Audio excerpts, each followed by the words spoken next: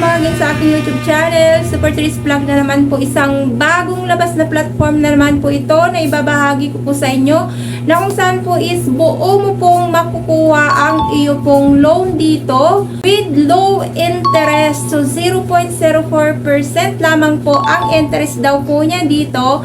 And within 3 minutes lang ay malalaman mo na kagad kung approve ka ba dito or malalaman mo kung may disbursement bang mangyayari or masisend sa account mo. Ayan po mga lalab. So, riripasuhin natin ang platform na ito and at the same time, susubukan ko na rin po siyang utangan ngayon as a first timer para naman po malaman po natin kung totoo ba yung lahat ng sinasabi nila dito and at the same time, titingnan na rin natin kung magkano ba yung possible amount na i-approve dito sa akin. Ano-ano nga ba yung mga deductions niya dito na kinakaltas doon po sa loan approval na binigay nila.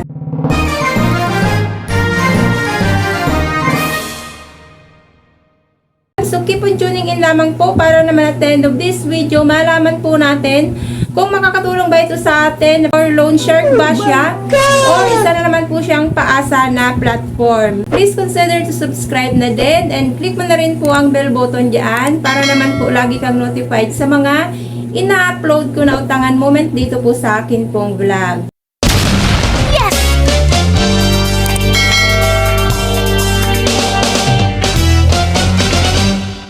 So, ito yung tinutukoy ko na platform mga labs, ICSC Borrow Easy Money.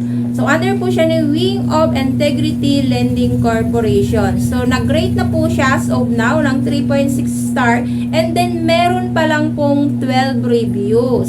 So, under naman po siya ng Securities and Exchange Commission with registration number and then with certificate of authority to operate as a financing company. So, loan amount niya po dito mga labs ay from 2,000 up to 50,000. Loan term, 91 days up to 365 days maximum loan term.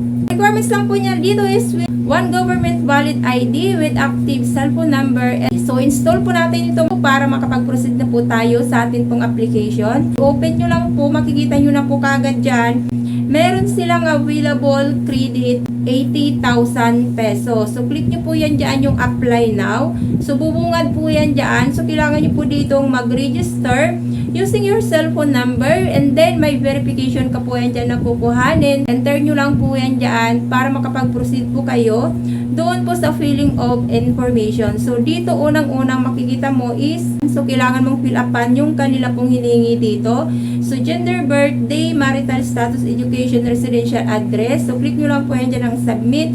So, next naman po is step 2. So, kailangan mag-provide po yan dyan ng 5 pong contact person, including po yung relationship, full name, and then yung contact number. So, submit nyo lang po. And then, third po, hingihan na po ng withdrawal methods. Louis, your Baji, Cash Coins, PH, Paymaya, RD, phone shop. Click lang po yung submit. So, next po, kailangan nyo mag-provide dito ng at least one government valid ID para po doon verification ng inyo pong identity. So, dito pwede po ang SSS ID, UMID ID, Voters ID, and National ID. So, next po is facial recognition. So, dito mga labs, after po yan dyan, na mapilapan mo yan. So, magpapapa po yan dyan mga labs. So, meron na kaagad ng 60,000 approval amount. So, dito, pinakita na rin po kaagad nila na loan term is 91 days. So, interest noon is 580.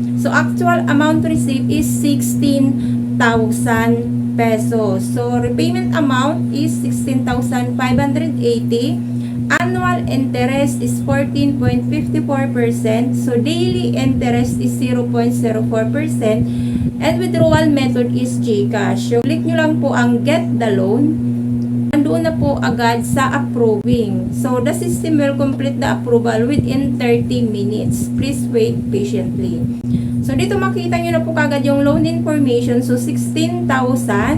So, 91 days. So, ayan mga labs. So, at least pinakita na po kagad nila dito yung loan details. Kung magkano ba yung marireceive mo dito. And then, ano-ano nga ba yung deductions niya dito. So, feeling ko is maganda rin dito mangutang kay SC Barrows. Dahil po, buo mo siyang makukuha yung 16,000. And then, interest lang po nila dito is 580 80. So, very low interest yung pinatong nila doon sa na in-approve nila sa akin. So, po sa maghintay tayo dito ng 30 minutes kung meron bang transferring of loan na mangyayari. 30 minutes later. So, ayan po. So, after po na makapagantay tayo ng 30 minutes po dito, so, nandoon pa rin po sa approval process. So, hindi pa rin po siya nag-move on kung meron bang disbursement or meron bang transferring of amount na marireceive ako dito. So, at least po dito mga labs kay SC Baro is nalaman na po natin na buo mo palang makukuha ang loan mo dito and then with very low interest. So, i-update ko po kayo kung may disbursement or may marireceive ba talaga po ditong 16,000 pesos na buo galing dito kay SC Baro. So, disclaimer na po muna tayo. So, hindi ko po ito pinopromote or hindi po ako dito ahente ni SC Baro. Nainganyo din po akong utangan ito ngayon dahil buo mo pong marireceive ang pera. It's up to you na po kung susubukan nyo na rin pong mangutang dito kay SC Baro para naman po matry nyo rin po kung meron bang disbursement agad-agad na mangyayari or matatanggap kayo after po nang makapag-fill up po kayo dito. Kung kapag-receive ka man dito agad-agad ng loan amount mo, so share mo na rin po yan dyan sa atin pong comment section para naman po magkaroon din po ng idea ang iba pa po nating mga kapwa mangungutang para po magkaroon din po sila ng idea na ganito pala yung patakaran dito ni SC Baro. So, ayan po mga lalabs. Thank you for tuning in for now. Marami pong salamat. God bless po. Bye-bye.